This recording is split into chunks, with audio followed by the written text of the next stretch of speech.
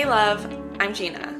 I'm a fitness and nutrition coach who helps women find relief from food obsession, body shame, and perfectionism so they can feel calm, confident, and strong without obsession. If you're exhausted from overthinking food, afraid of weight gain, or stuck trying to do everything right but still never feeling enough, you're in the right place. I know this terrain deeply. I've lived through restriction, treatment, binging, rebuilding, and the identity loss that comes with letting go of control. And now I help women stop punishing themselves, rebuild trust with their bodies, and create strength and health that actually feels sustainable. This is a space where healing and body goals get to coexist, where fitness doesn't cost you your peace, and where you don't have to do this alone. Take a breath. You're safe here. This is the Fit Without Obsession podcast. Okay, guys, so I know that I named this episode How to Trust Yourself Around Food Again, but I want to say I don't think that you actually don't trust yourself, right? I think really the biggest thing that is going on and what I want to talk through right now is that you are scared of what is going to happen if you stop controlling yourself. That is the biggest fear that's screaming and showing up right now, right? You probably are thinking if you loosen up, your strict food rules or your structure, your routine, you're gonna gain weight. If you don't track your food, you're gonna overeat. And you also might be stuck thinking that if you eat what you want, you're never gonna stop, right? And maybe you've had that data in the past or had that happen to you in the past. But because of all those thoughts, because of all those fears, right? Because you're scared of what is going to happen if you stop that control, you end up gripping tighter and trying to do more, trying to buckle down, trying to put more on your plate, more expectation, because that feels safer to you right now.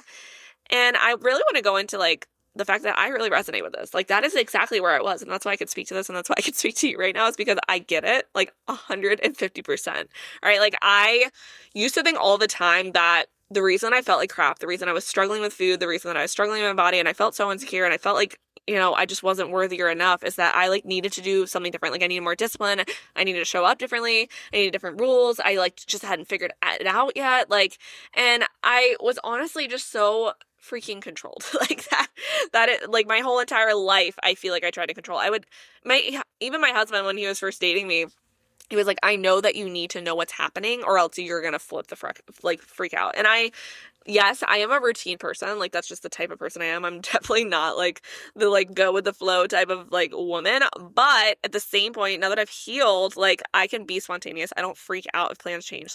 We can have expectations and if something else happens, I don't let my whole world crumble anymore, right? And I feel at the time, when I was so controlled, when I was so locked in, I would actually even get praise. I feel on the outside, it looked great what I was doing. People want to be disciplined. It seems like a positive thing, right?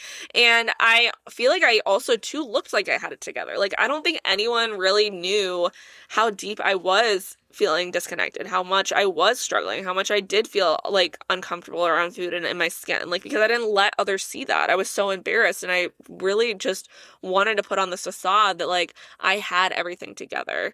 But even with that, even with people thinking I had things together, they didn't see behind the scenes again. I was struggling with obsession. I had so much anxiety. I feel food controlled every single thought and every single thing that I did. And I really didn't trust myself at all. I just trusted these quote unquote rules that I had set up for myself that probably weren't even the correct rules to be following, right?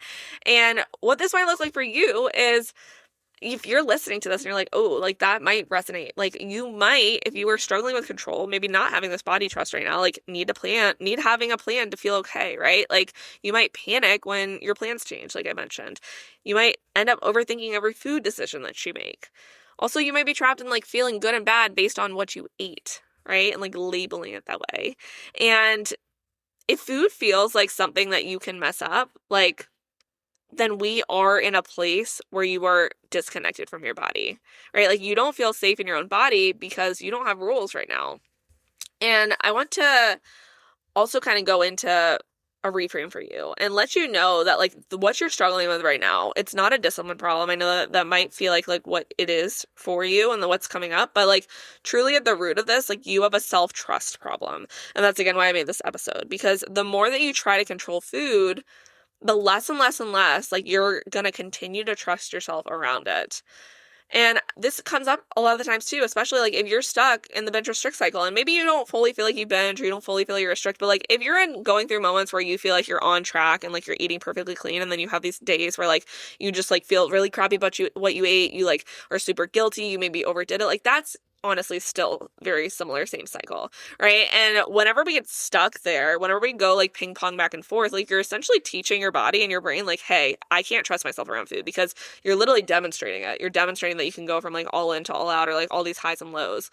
And what you think is a lack of control, but really it's often your body like reacting to being controlled. And that's why the binge restrict cycle even continues, right? Because you're trying to fix the binge or the overeating or the guilt or whatever it is with having control, and having too much control, tightening up, like actually disconnecting from your body is what is allowing you to then go into that next moment, right, of binging or overeating or whatever it is. So I now want to go into like what actually helped me, because it wasn't just like this like very vague, I guess, advice of like just trust yourself, like just go do it. Like that does not work. I'm going to tell you that, right? So I stopped earning my food. Like, and keyword earning, right? Like I didn't have this mindset anymore of like, I'll eat later, or I didn't work out, so I shouldn't like have this. Like I started to actually feed my body like it deserved consistency, right? So I started to recognize like, hey, I actually need to eat no matter what. Even if it's a rest day, I need to eat just as much as a training day. Like there should be no like push and pull of like me needing to show up a certain way to like in order to eat. Like I'm a human being and human beings survive on food and fuel, right? Now, another thing I did is I actually followed through, even when it felt scary. Like, I'm not going to sugarcoat this. Like, healing and like fixing like how you feel about food and like actually building body trust, like, it is not easy. It is not without fear, right? But you get through it, you work through it by showing up, doing the thing, and then recognizing like, wait, fear doesn't have that power over me anymore. So what that looks like for me is like I would eat when I was hungry. Like I would actually respond and listen to those hunger cues. Like I wouldn't wait till 12 p.m. on the dot to eat my lunch, of like that was like the time that I told myself I can eat at, right? I would also eat meals like when I didn't feel like I deserved them. I feel like a lot of the time when I was stuck in this area of like not having body trust is like, if I felt good, then I'd be like, okay, I can have this. And if I felt like I was not showing up, even like outside of food rules, if I felt like I was like having a crappy day or like was having issues in a relationship or whatever it was, like I would like literally be like, I don't deserve to eat this. Like I fully got rid of that when I started to build this body trust again. And doing that, like that's where that trust actually started to build, right? Because trust is not earned overnight. You have to build it moment by moment. And I also let myself be messy for a minute. So like there were moments where I would feel out of control. There were moments where I still spiraled. There were moments where I still would like have binging episodes. Like it wasn't perfect, right? Like I did have moments where I did kind of, in a sense, feel like I was going backwards. But those moments weren't because I couldn't be trusted. It was because my body didn't trust me yet. Like body trust, this is something I talk to my clients a lot about too. It's hard because it takes way longer than we want it to.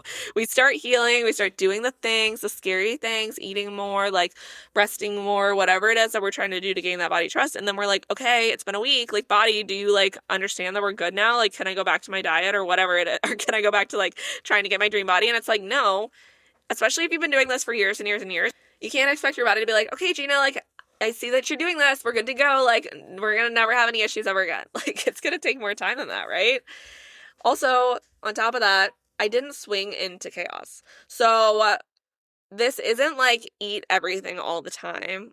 Really, what learning body trust is, and I think that this is too something that comes up with intuitive eating. It doesn't just mean like eat whatever you want all the time, because that's not going to actually heal your relationship with food. I honestly think that you need to have incremental steps to get to intuitive eating. That's something that I really help my clients through.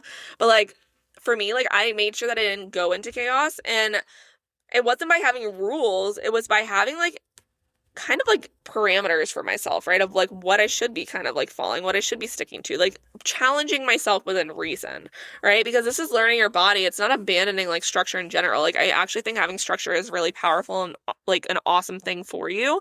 We just don't want that structure to literally feel like it has to be like rigid, like a wall that can't be moved or can't be morphed into something different. You don't build trust with yourself by controlling yourself harder. Like, I'm sure you recognize that by now. I'm sure you continue to show up and try to control more. And like, you've already recognized it's not working. So you're going to build that trust by proving to yourself that you're going to show up consistently, no matter what.